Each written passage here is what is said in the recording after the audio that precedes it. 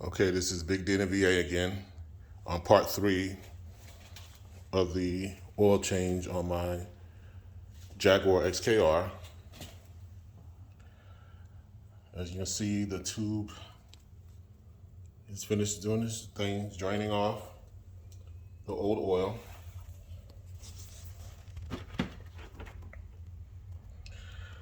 And also something that I omitted earlier, make sure that you warm the car engine up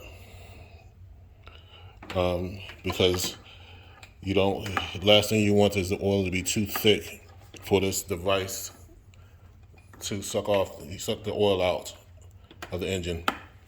So you don't want it really hot, but at the same time you don't want it cold either, because it will cause the oil suction device to fail.